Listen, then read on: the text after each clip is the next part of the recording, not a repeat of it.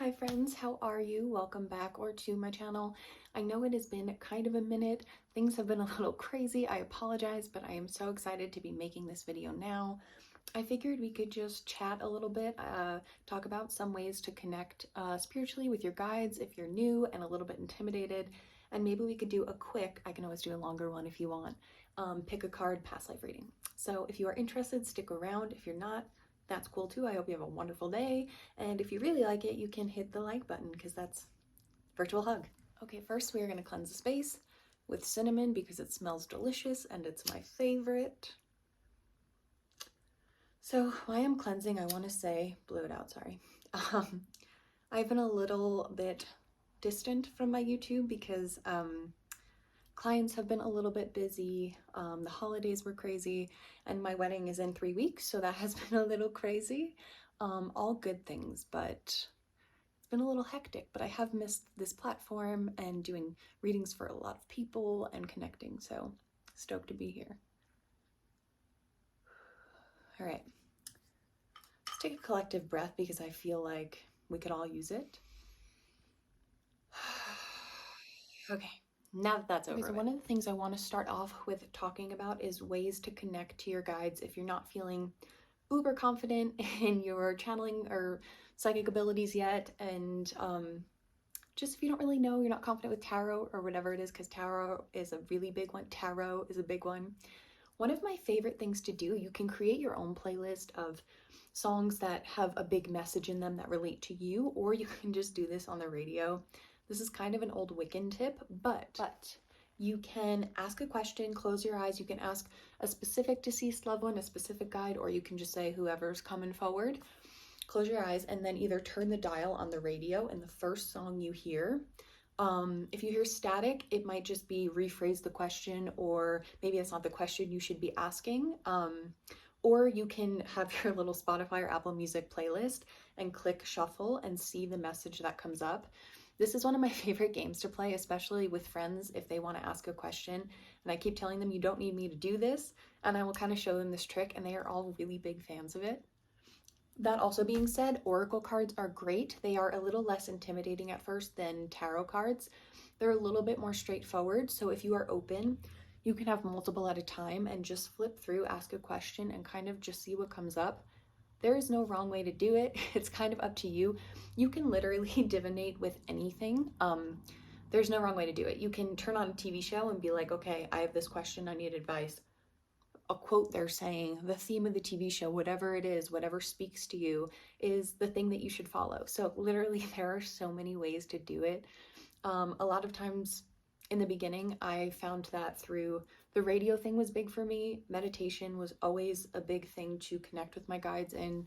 And then as you start to build it up, you'll realize you become more confident and you'll want to be able to realize that you're getting messages throughout the day and not just when you're honed in on it.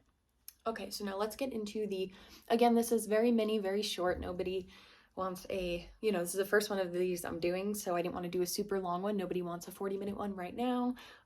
So there are going to be 3 card piles. And again, with a collective reading, some of the messages you'll just feel intuitively guided to one pile. Now, this is a collective reading and it is for multiple people. Some of these messages will be meant for you in the reading. Not everything's going to resonate with you because it's for multiple people. So just keep that in mind. I always say take what resonates, leave what doesn't. If you don't know, I am a past life psychic, so pick a card readings can be about anything, but these are about a general lifetime that you've had in the past. We've all had thousands of lives, so this is just one in many, but it's coming up for a reason right now. So stay open, stay funky, stay fresh, and let's get started. Okay, so next, you might have seen it from the thumbnail and already know which one you're going to choose, but I'm going to show you the 3 piles. They each have a crystal on them. It doesn't matter how you choose this. It could be a number in the timestamps. It could just be because it's one of your favorite crystals. It could be just because one grabbed your eye a little bit longer than the other. There's no right or wrong way to choose it, so just take a minute and see which one. It doesn't matter, once again, how or which one you choose. This is pile 1, pile 2, and pile 3.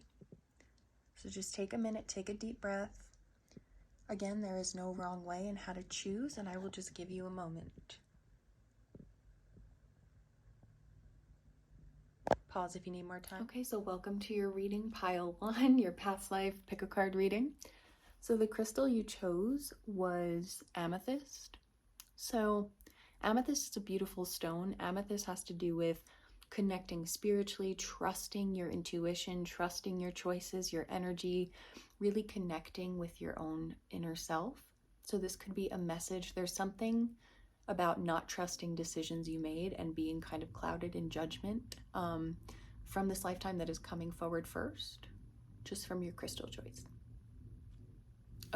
Okay, so right off the bat, pile 1, in your past incarnation, one of them, you were somebody who was somebody that people listened to. You were somebody who was high up, who had a say, somebody who was of high status, came from status and money, and really lived a pretty coasting, easy life. That being said, with that, it's kind of like the saying keeps coming up, heavy is the head that wears the crown. So it was everything that you wanted in this incarnation. And you didn't really think, I feel like there were things that you had to do to get there that at the moment you were like, when I get there, because you were a good person, you were like, I will change things. I will turn everything around. I will make this place a better place. I'm not going to fall to the negativity and the greed and things that other people have in my position. Now, again, this is a general reading, so I'm not going to get crazy specific because this is for multiple people. So it's going to be kind of lifetime themes. Often when you were younger, you were told that you were too sensitive and that you had to toughen up to do the job that you did. You could have been, in past incarnations, a ruler, somebody who commanded an army, political, things like that, somebody who people listened to, who had a say. However, once you got to where you were going, things were a little bit messier than you intended. This isn't something that you should beat yourself up about. It's just hard. It is hard to be in that position. And again, they keep showing me the message that heavy is the head that wears the crown.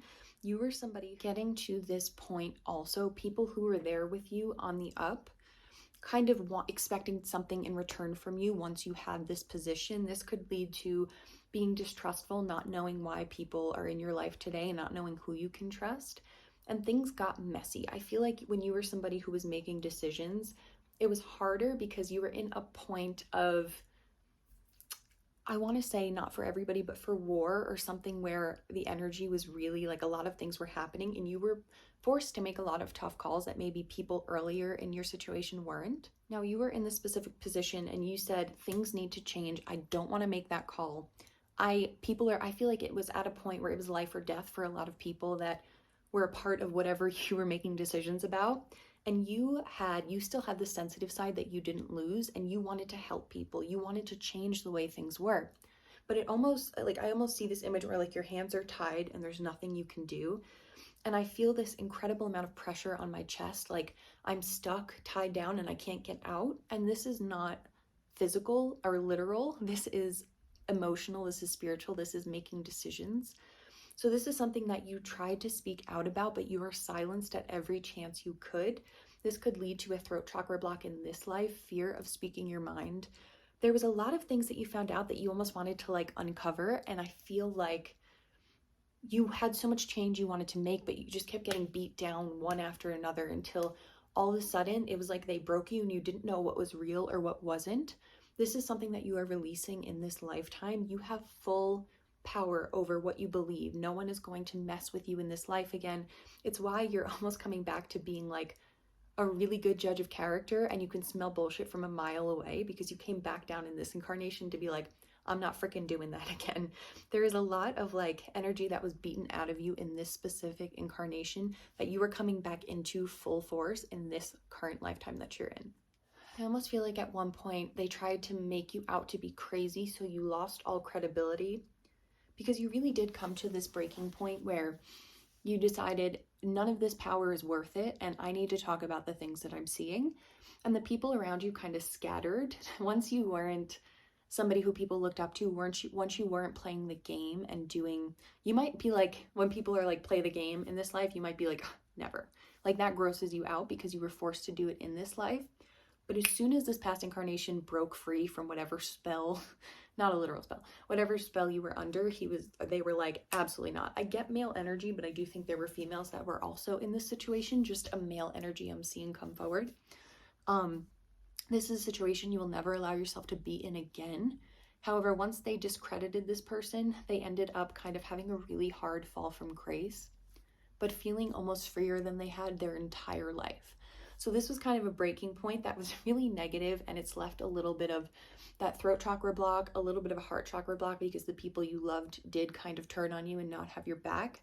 However, it is something you are coming out of in this life, and that those last moments, and I almost feel like they kept him in a place where his basic needs, or him, I keep saying him, I'm sorry, there is a male energy mostly coming forward, but they kept him in a place where his needs weren't met, where he ended up dying from just being malnourished, things like that. This is something that also might weigh a lot on you. This is something also that you are releasing in this lifetime. So a big catalyst for the change also was once this person had their fall from grace, another person came into their life who had been looked down on from society and kind of changed the way that this person saw things, because it was the one person that understood and had this soft heart as well. This person like changed the whole dynamic of how you look at life. This person kind of was your love. You loved this person. You were like, this person finally gets me, and everything I've been through has been worth it to have this moment with this person.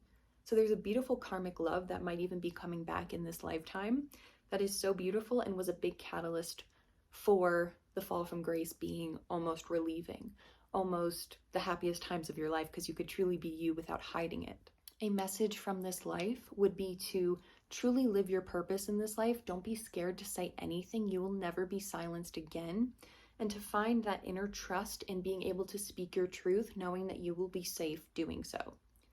So pile one, this was very, very fast. I want to do a long one day if I can, but this life is going to be beautiful for you. And remember to get that throat chakra back and not be scared to speak your truth. It is a lifetime where you are meant to. So thank you so much for tuning in, and I hope you have a wonderful day. Hello, my sweet pile 2, and welcome to your reading. So first things first, you chose the carnelian crystal. So this crystal has to do a lot with your physical safety. You're being grounded to the earth. That stability, feeling stable, feeling safe, feeling like you have your basic needs met. So that is the message that comes forward from your crystal. You might be somebody who has a hard time staying grounded in this life. Grounding is something you should focus on. It'll help you manifest more. Like, grounding is your key to manifestation. It will help you manifest more. It'll help you stay in your energy more. You might be somebody who deals with anxiety that it's because of that lack of grounding, and that comes from this lifetime that we are going to get into. Okay, pile 2. So this was an incarnation where you were relatively young. You were somebody who came from nothing, who had a family that had little to their name, maybe almost like you didn't even have parents who were working, like it was really, really bad, didn't really at times have a home, literally just very unstable, very stressful, almost like you felt like if you didn't take care of your family that nobody would. This might also indicate a like, I feel like there's almost a lot of stress on somebody for being so young. I do believe at least one parent struggled with, one died young, and one parent, again, I'm not supposed to get specific, but this is coming up for somebody. One parent died young, and the other parent, because of that grief that they couldn't deal with, struggled with abuse, alcohol abuse, things like that, drug abuse, whatever it was. And almost like this person, your past incarnation, was somebody who was beyond their years, who came forward and almost couldn't see how they could just dive into drugs and alcohol and not grieve because they had young children. And you almost looked at this parent like, how dare you? I'm a kid. I'm supposed to be the one that you console, but now I'm the one that has to console you. And you had younger siblings that you really needed to take care of. This is something that you were forced into the workforce at a young age, and there was not a lot of safety for a young child who was working in the workforce before their years, even though there weren't really rules for that when these lifetimes had happened. This could have led to you in this lifetime, and I've seen this with a lot of past life readings I've done for clients that have had to provide for their family at a young age or been the breadwinner, that you only feel you have a hard time not being a hard worker. You resent it, but you have a hard time feeling productive and feeling like you are deserving of love if you are not giving, if you are not working, if you are not providing. This happens in this life, but the message from this is to release that, because you deserve to enjoy in this life. You deserve to you are not only productive when you are working, you deserve to fully be taken care of. And it might be hard for you to receive, to be taken care of. It might almost be like uncomfortable for you. I see almost like this incarnation, this person struggling with depression and anxiety before it was talked about, because there was so much on this child's plate, and they would like almost look out onto the street of like some of the more settled rich kids playing and resent them and be like, why can't I be like that? They just ached for a nuclear family, for somebody to take care of them, for free time, for a big meal. I almost feel like hot food and a big meal was something that was really scarce for them. It might make you feel like you want to covet, like when you can have big meals in this, like you almost want to eat so much, because it's almost like your soul has leftover trauma about not knowing where the next meal is coming from, even if you don't have that in this life. Because in this life, you are changing that dynamic where you are actually bringing more money in. But it's almost like you might have a lack mentality from this past incarnation of knowing what it's like to have that lack. And in this incarnation, you're breaking that so that you understand that you are receiving and that you are not in this lack mentality that you were in as a child in this incarnation. Okay, so I almost see in some of these incarnations, there is one for somebody where there was working in the factory, where there was really, really negative, a little girl working in a factory, really negative circumstances, but finding people who felt like family, who felt like her sisters. But in somebody's past incarnation, there was an experience where there was some kind of ingesting something that shouldn't have been ingested. Something was not looked after, and this did aid in passing young. Something about this pile, a lot of people who are watching this did die young in this past incarnation. I'm also seeing that there was a lot of love connections coming up. There's a love connection in pile 1 as well, but there was somebody who, and I almost feel like it was platonic, but the other person wanted it to be more. This person didn't have the ability to receive because they were always giving. So this person comes along as they're older. I want to say, like, by older, I mean like teens. You know what I mean? Like mid-teens, where somebody is from a higher status family and befriends this person and wants to take care of them, wants to like kind of get them out of their place they're in, and sees how kind of toxic and terrible this person's life is, and is like, let me take care of you, let me have this. And this person has never had a person in their life come in and want to give. And it's almost like they block it because they're so uncomfortable, and they think this person must want something from me. This person must be malicious. I have nothing I can give. I'm giving all to my family. Like, and almost like it was like a siren song. Like they wanted to get closer to this person, and they wanted this person to be the answer to their problems. But instead, they led with fear and kind of blocked this blessing of this person who can help them. Even if there was feelings on both sides, or like a family feeling on both sides, it was the distrust because of where they have come from. You might be somebody who has a hard time also trusting in this life, and has a hard time, maybe you give more than you receive in relationships, and sometimes it leads to an imbalance. This life is all about balancing the giving and the receiving, and knowing that you don't have to give more than you're going to receive. In fact, you shouldn't. Yeah, in this life, you are meant to be abundant. You are meant to be grounded. Remember to stay grounded. Remember to not block your own blessings, because this lifetime is not going to be repeated. But there is a money block, a little subconscious money block from this lifetime that maybe even hearing this will subconsciously start to release it, because you are meant to be so abundant and so happy in this life. So pile 2, this was your reading. They're very short, and I can't get crazy specific because this is for multiple people, not just one. But if you are watching this, I hope you have a wonderful day. And if you want me to do a longer one, I would absolutely love to. And I hope you have a wonderful night. Hello, pile 3. Welcome to your reading. Again, these are quick. So this is, and I can't get crazy specific because it is for a lot of people. But if you want, I can absolutely do a longer one. So pile 3, welcome to your past life reading. The crystal you chose was the clear quartz. Clear quartz is kind of a master healer crystal. It's a lot for keeping your calm, soothing your soul, finding that meditative space within yourself. It's also about spiritual connection, things like that. It also, I'm getting a message about pile 3 that this lifetime was a bit more traumatic, and there's a little bit more healing to be done. Some of these themes could have come back up in this lifetime because there is a lot of stagnant energy coming from it. However, you are healing it deeper in this lifetime. You might be somebody who has had reoccurring nightmares. You might be somebody who's dealt with depression, almost like anxiety, like I'm feeling internal sweats and things, whatever it is. I feel like this lifetime wasn't just a singular trauma. There was a shared trauma with people that you really cared about. It was almost like, and I'm jumping to the end, but it was almost like what happened to you didn't hurt you as much as watching it happen to the people that you love. There was a situation where you were people who were looked down on. You were people who throughout history people wanted something from, and because of that you were taken advantage of and things like that. There's almost like and this reminds me of pile 1 as well, so if you feel called to, maybe you can also watch pile 1. It's almost like somebody who had security, had safety, had thought they had it all and thought that nothing could ever happen to them, and there was this giant tower moment fall, where it wasn't even so much that it did happen to you.